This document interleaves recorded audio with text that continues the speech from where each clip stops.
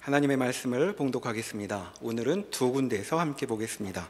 먼저 요한복음 18장 19절에서 24절까지의 말씀입니다. 신약성경 178면입니다. 요한복음 18장 19절에서 24절의 말씀입니다. 대제사장이 예수에게 그의 제자들과 그의 교훈에 대하여 물으니 예수께서 대답하시되 내가 드러내놓고 세상에 말하였노라. 모든 유대인들이 모이는 회당과 성전에서 항상 가르쳤고 은밀하게는 아무것도 말하지 아니하였거늘 어찌하여 내게 묻느냐? 내가 무슨 말을 하였는지 들은 자들에게 물어보라. 그들이 내가 하던 말을 아느니라.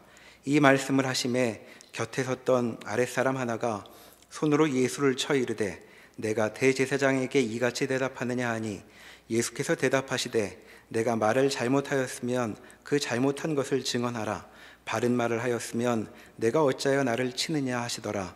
안나스가 예수를 결박한 그대로 대제사장 가야바에게 보내니라. 이어서 마태복음 26장 57절에서 68절의 말씀을 함께 보시겠습니다. 신약 47면에 있습니다. 마태복음 26장 57절에서 68절까지의 말씀입니다. 예수를 잡은 자들이 그를 끌고 대제사장 가야바에게로 가니 거기 서기관과 장로들이 모여 있더라. 베드로가 멀찍이 예수를 따라 대제사장의 집 뜰에까지 가서 그 결말을 보려고 안에 들어가 하인들과 함께 앉아 있더라.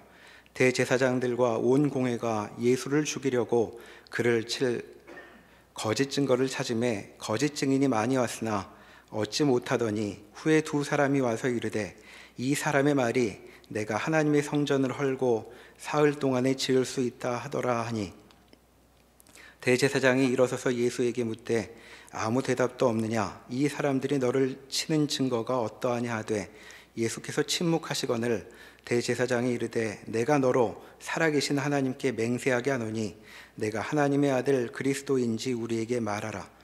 예수께서 이르시되 내가 말하였느니라. 그러나 내가 너희에게 이르노니 이후에 인자가 권능의 우편에 앉아 있는 것과 하늘 구름을 타고 오는 것을 너희가 보리라 하시니 이에 대제사장이 자기 옷을 찢으며 이르되 그가 신성모독하는 말을 하였으니 어찌 더 증인을 요구하리요? 보라, 너희가 지금 이 신성모독하는 말을 들었도다. 너희 생각은 어떠하냐? 대답하여 이르되 그는 사형에 해당하니라 하고 이에 예수의 얼굴에 침 뱉으며 주먹으로 치고 어떤 사람은 손바닥으로 때리며 이르되 그리스도야 우리에게 선지자 노릇을 하라. 너를 친 자가 누구냐 하더라. 아멘.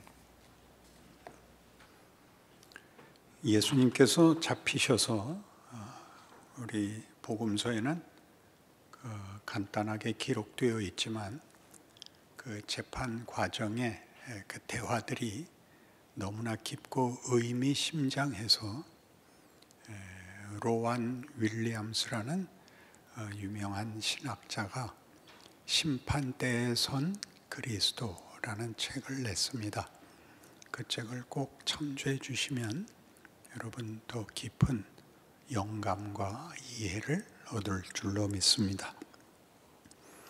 그래서 이 사복음서 각각의 심판정의 모습이 달라서 지난번엔 마가복음으로 했고 오늘은 이제 마태복음의 심판정이고 다음에는 누가복음 그리고 우리 본문인 요한복음을 네 번째로 할 것입니다.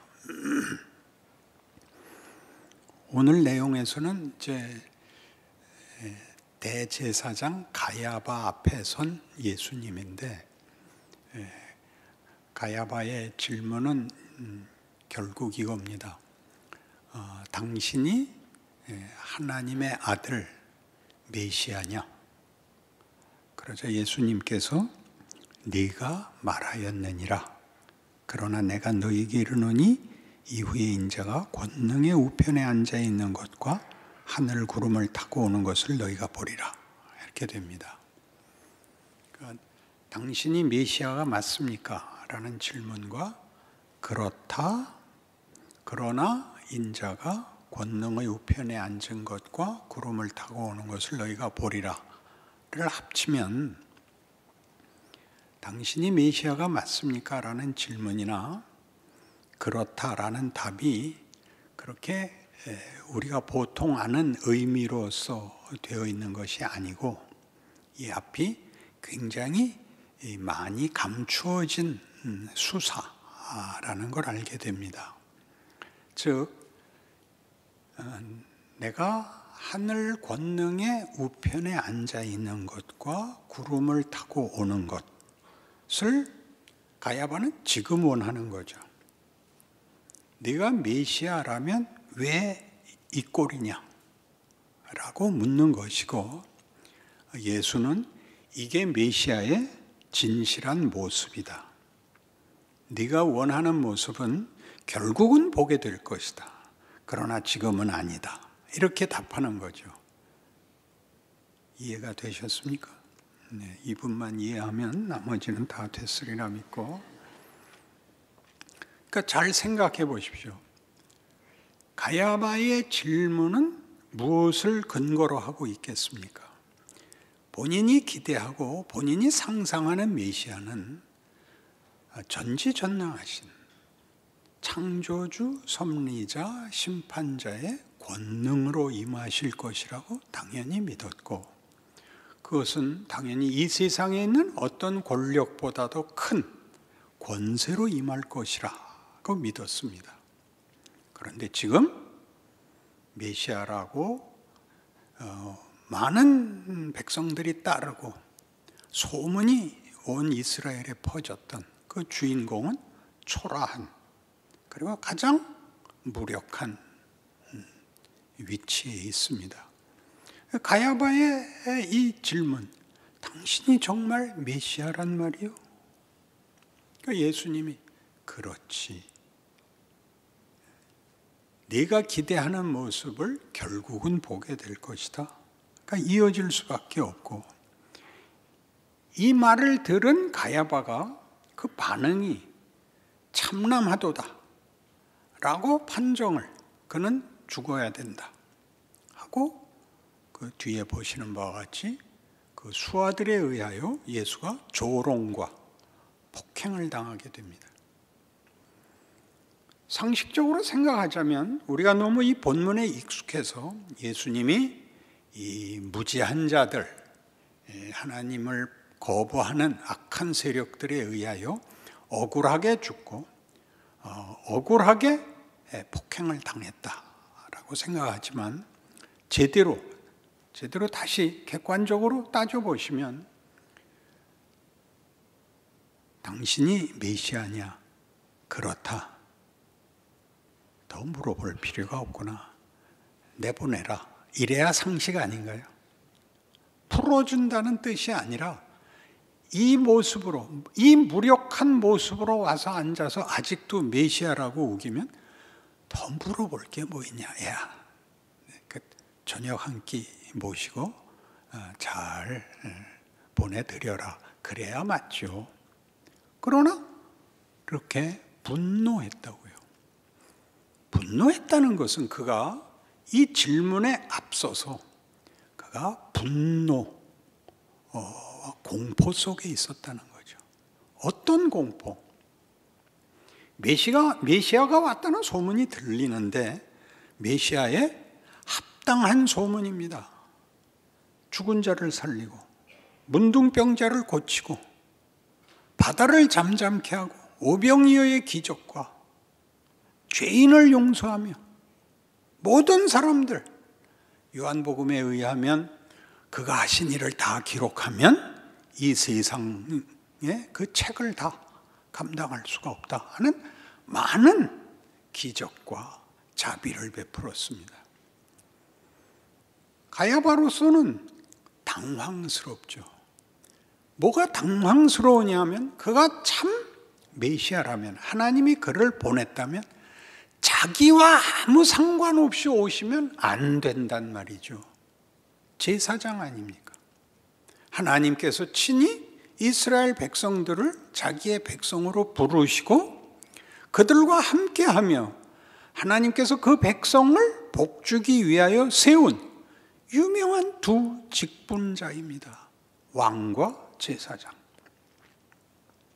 제사장인 자기와 아무 관계없이 하나님이 가야바를 통해서 예수를 소개하게 하던가, 가야바에 의해서 훈련을 받게 했던가, 함께 의논하게 했던가, 자기와 연결이 아무것도 되지 않은 채 하나님의 보내신 자 메시아요, 그 하는 일이 하나님밖에 할 수 없는 기적으로 연속되고 있다면 가야바는 당장 당혹스럽죠.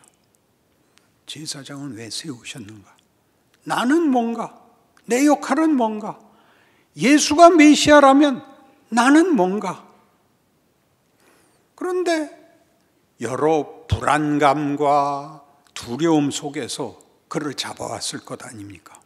정말 예수님이 말한 것처럼 가야바의 상상 속에도 우리가 잡으러 가면 혹 하늘로부터 천군 천사가 올 수도 있고, 하늘로부터 어떤 커다란 이적이, 영광이 나타나서 자기네들이 잘못하고 있다는 것을 꾸짖을 수 있다라는 불안 속에, 공포 속에 조심조심 가서 데려왔는데 아무 저항도 없고 무력하고 이 앞에 앉았는데 대답도 안 하시고, 그렇다고 무슨 특별한 반발이나 저항이나 무슨 큰 위협이 되는 것 같지도 않습니다. 그러니까 묻죠. 마지막으로 확인하기 위해서, 당신이 정말 하나님이 보낸 메시아입니까? 그렇다. 본래 그러고 권능 우편에 앉으신 것과 구름 타고 오시는 걸 보이셔야 되는데 그건 장차잖아요. 모든 사기꾼이 그 약속을 왜 안 지키냐 그러면 내일이라는 거 아니에요. 내일 네 통장을 열어봐라 하네요. 내일 내가 기도원에 와봐라 하네요. 지금, 대신 지금 내 정성과 내 결정은 지금 달라는 거 아니에요. 그러니까 가야바가 그 공포와 그 의심 그 자체에 대하여 분노하죠. 내가 이 거짓말을 가지고 그동안 떨었단 말이냐. 이게 폭행으로 나오게 되는 것입니다. 이것은 우리에게 정말 신자들의 현실 속에서 그 신앙 행위에 얼마나 중요하게 공감되는 부분이냐 하면, 가야바의 입장에서 보자면 하나님이 일을 하신다면 자기랑 일을 하고 자기를 통해서 하고 자기와 함께 해야 된다라고 믿듯이, 우리 신자 모두가 현실을 살면서 하나님께서 세상이 약속하고 세상이 위협하는 것보다 더 큰 것으로, 복에서, 권세에서, 마음의 평안에서 하나님이 더 하셔야 된다고 우리가 믿고 있습니다.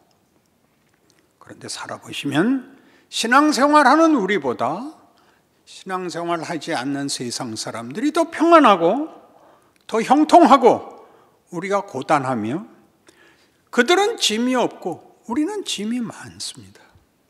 그러니까 세상 사람들 앞에 우리가 예수 믿는 사람이요, 우리가 더 권세자요, 우리가 더 큰 약속 속에 있다는 것을 본인에게 확인시키기 위하여 할 수 있는 것은 비난밖에 없습니다. 우리의 비난은 이거죠. 넌 그래봤자 지옥 갈 거야. 거기서 좀 더 나가서 윤리 도덕적으로나 혹은 무슨 현실적으로 어려움이 생기면 우리가 하는 공격이죠. 예수 믿으면 다 해결돼. 이것은 어떤 긍휼과 자비와 은혜를 나누는 행위이면서 동시에 예수 안 믿으면 그런 벌을 받아 마땅한 거야. 그러니까 우리를 안심시키는 사실은 자기 주문이기도 한 것입니다. 지금도 그렇죠. 세상이 교회를 보고 너희들은 왜 코로나 수칙을 잘 지키지 않고 그렇게 고집을 부리냐. 너희들이 이 사태에 대해서 조금이나마 도움이 되는 것은 하나도 하지 않고 손해보는 짓만 하면서 무슨 잘났다고 그러느냐. 이게 이제 가장 큰 도전이죠. 우리가 하고 싶은 대답도 그렇죠. 교회가 좀 욕 좀 먹지 말아달라 하는 거 하나 하고, 하나님 이 욕 먹는 거 보면서 가만히 있으시기에요? 어떻게 좀 교회는 아무리 모여도 확진자가 하나도 나오지 않고, 안 믿던 사람도 교회에 오면 그 병이 낫고, 그렇게 하시면 안 돼요? 그건 우리 모두의 소원입니다. 그러나 하나님은 그렇게 안 하십니다. 중요하죠. 예수님이 지금 가야바 앞에서 자신이 가야 하는 길에 대하여 어려워하지만 저항하지 않습니다. 요한복음 12장에 가면 이 문제에 대한 요한복음의 증언은 매우 우리 현실적인 신앙생활에 도움이 됩니다. 요한복음 12장 20절 이하의 말씀을 제가 보겠습니다. 명절에 예배하러 올라온 사람 중에 헬라인 몇이 있는데 그들이 갈릴리 벳세다 사람 빌립에게 가서 청하여 이르되 선생이 우리가 예수를 배웠고자 하나이다 하니 빌립이 안드레에게 가서 말하고 안드레와 빌립이 예수께 가서 여쭈니 예수께서 대답해 이르시되 인자가 영광을 얻을 때가 왔도다. 진실로 진실로 너에게 이르노니 한 알의 밀이 땅에 떨어져 죽지 아니하면 한 알 그대로 있고 죽으면 많은 열매를 맺느니라. 자기의 생명을 사랑하는 자는 잃어버릴 것이요 이 세상에서 자기의 생명을 미워하는 자는 영생하도록 보존하리라. 사람이 나를 섬기려면 나를 따르라. 나 있는 곳에 나를 섬기는 자도 거기 있으리니 사람이 나를 섬기면 내 아버지께서 그를 귀히 여기시리라. 지당하신 말씀, 우리가 충성하고 순종해야 되는 말씀입니다. 여기에 이렇게 덧붙이십니다. 지금 내 마음이 괴로우니 무슨 말을 하리요. 아버지여 나를 구원하여 이때를 면하게 하여 주옵소서. 그러나 내가 이를 위하여 이때에 왔나이다. 이것은 아무 고통 없이 아무 걱정 없이 하시는 약속이 아닙니다. 이 길을 걷는 것은 예수님에게서조차 두렵고 고통스럽고 싫은 길입니다. 그러나 이 길을 따라가야 됩니다. 이것은 아버지께서 원하시는 길입니다. 원하시는 방법입니다. 한 알의 밀알이 땅에 떨어져 썩어야 심기워야 싹이 나는 것과 같다라고 가르치십니다. 그러나 우리는 보이는 것으로, 보복으로, 보상으로, 권력으로 우리가 가진 약속들과 우리 자신의 정체성과 운명을 확보하고 싶습니다. 이 싸움에서 우리 다 걸리는 거죠. 예수님이 억울하게 죽음을 당하셨다, 고난을 당하셨다, 그렇게 해서 얘기하시면 안 됩니다. 그것은 하나님의 권능이고 하나님의 지혜였습니다. 성경이 말하는 십자가에 대한 정의 아닙니까? 성경은 이렇게 요구했죠.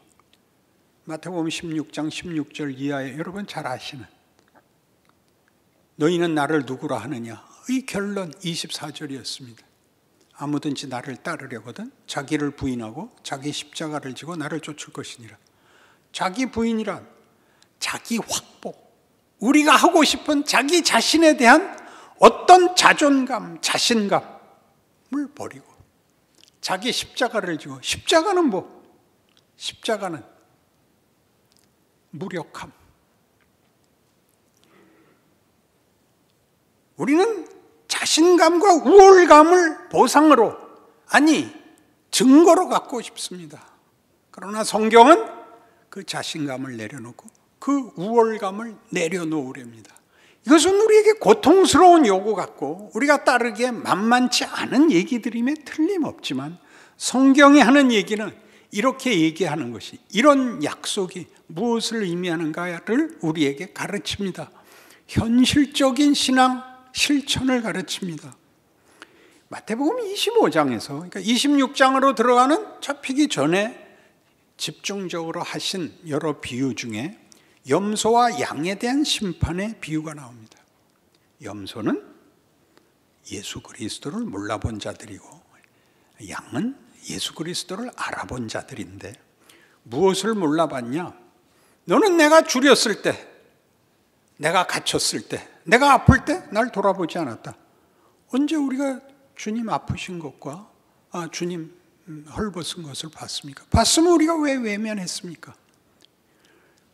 이 어린 소자에게 하지 않은 것, 나한테 하지 않은 거다. 너희는 내가 헐벗었을 때, 갇혔을 때, 내가 병들었을 때 나를 돌봤다. 주여, 우리가 언제 주님 그러신 걸 보고 했습니까? 우린 그런 적 없습니다. 이 어린 소자에게 한 게 나한테 한 거다. 이게 무슨 뜻입니까?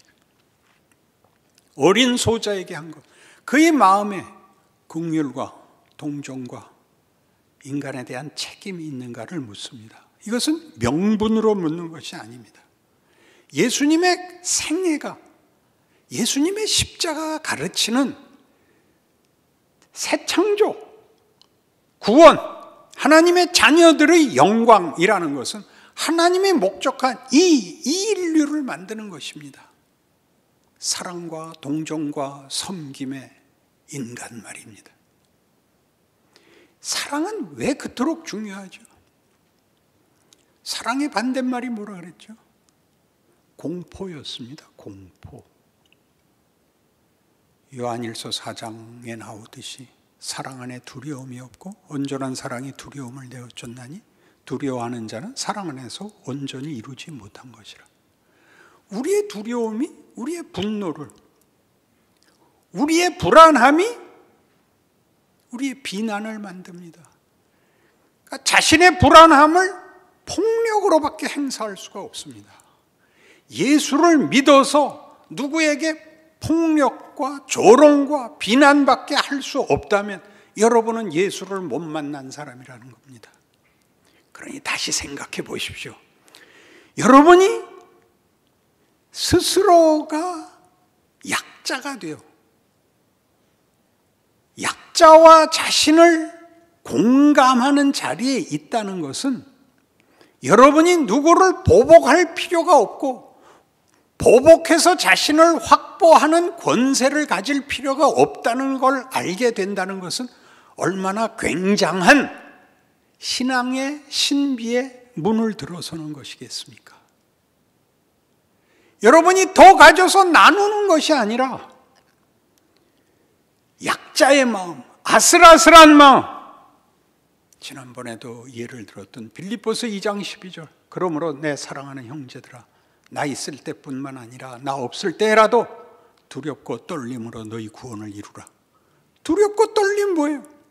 진지함에 있어서 두렵고 떨리는 것 정도가 아니에요. 아슬아슬하죠. 우리 존재가, 우리의 자기 정체성과 믿음에 대한 어떤 자기 확인이 아슬아슬한 것, 그게 정상적인 자리, 형편이라고 얘기합니다. 얼마나 다행입니까? 가야바를 폭력으로 굴복시키는 것이 아니라 오늘 우리에게 하시는 말씀입니다. 너희는 아슬아슬한 인생을 살 것이다. 거기가 바로 가야바 앞에서 내가 모진 순환을 당한 자리와 똑같다. 그것은 그의 폭력 앞에 내가 굴복하고 억울한 고통을 받은 자리가 아니라 하나님이 펼쳐놓은 하나님의 넓은 가슴이요 깊은 권세니라, 그렇게 얘기하는 자리란 말이죠. 다음에 한 사람만 더 데려오십시오. 그래서 여러분 모두가 신앙생활이란 내가 더 낮아져서 솔직하게 나는 저 가진 자, 여기서 가진 자는 자신감과 우월감을 말합니다. 그런 자리에 가지 못한 자에게 동정을 느끼는 것이 여러분의 진정한 자리라는 것을 여러분이 감사할 수 있어야 된다, 그런 뜻입니다. 지금 우리가 사회를 향해서 하고 싶은 얘기도 그거 아닙니까? 온 교회가 방역수칙도 잘 지키고 기도도 열심히 해서 교회로부터 신비한 하나님의 기적이 드러나서 코로나를 멈추고 나라를 잘 살게 하고, 그렇게 안 하시겠답니다. 왜 그렇게 안 하죠? 요한복음 이 12장에서는 이렇게 얘기를 합니다. 37절 이하에 이렇게 많은 표적을 그들 앞에서 행하셨으나 그를 믿지 아니하니 이는 선지자 이사야의 말씀을 이루려 하심이라. 이르되 주여 우리에게 들은 바를 누가 믿었으며 주의 팔이 누구에게 나타났나이까 하였더라. 그들이 능히 믿지 못한 것은 이 때문이니 곧 이사야가 다시 일렀으되 그들의 눈을 멀게 하시고 그들의 마음을 완고하게 하셨으니 이는 그들로 하여금 눈으로 보고 마음으로 깨닫고 돌이켜 내게 고침을 받지 못하게 하려 함이라 하였음이더라. 이사야가 이렇게 말한 것은 주의 영광을 보고 주를 가리켜 말한 것이라. 앞뒤가 하나도 안 맞잖아요. 주여 누가 우리의 전한 것을 믿었습니까? 그들의 눈을 멀게 하시고 깨닫지 못하게 하옵소서. 깨닫고 와서 고침을 받을까 봐 겁납니다. 뭘 보고 이 얘기를 했다고요? 주의 영광을 보고. 이 앞에 얘기는 이겁니다. 우리의 소원을 들어주는 것이 구원으로 끝나지 않기를, 우리가 바라는 행복과 보상이 끝이 아닌 하나님의 영광과 하나님의 권능이 완성되는 것을 목적으로 했기 때문에 아무도 못 알아보는 그 자리, 세상의 것으로는 해결되지 않는 자리로 부름을 받는, 그래서 하나님만이 주실 수 있는 것으로 채워지는 인생을 살게 하시는 하나님의 기적이, 역사가 오늘 우리가 불안해하고 걱정하고 가야바의 분노같이 보복으로만, 폭력으로만 확인할 수밖에 없는 두려움과 의심을 걷어내버리고 예수님의 죽음, 예수님의 재판에서 드러난 하나님의 일하심을 오늘 우리의 자리에서 확인하게 된다, 그런 말씀입니다. 그러니 그 후에 하신 약속에 우리가 동참하죠. 내가 하늘 보좌 우편에 앉은 것과 구름을 타고 우리와 함께 오는 것을 보리라. 이 약속 속에 있는 인생인 것을 기억하시기 바랍니다. 기도하십시다. 하나님 아버지 은혜를 감사합니다. 우리의 인생이 부족함과 억울함 속에 있는 것을 이제 말씀을 통하여 하나님의 권능과 지혜 속에 있다는 사실로 이제 믿음으로 승리하기로 합니다. 우리의 연약함, 미천함, 아쉬움들이 세상의 것으로 더 큰 것을 방해받지 않는 하나님의 인도하심인 줄 깨닫고 그 길을 걷는 믿음의 승리가 있는 인생이 되게 하여 주시옵소서. 승리가 우리의 것임을 알게 하여 주시옵소서. 예수님 이름으로 기도합니다.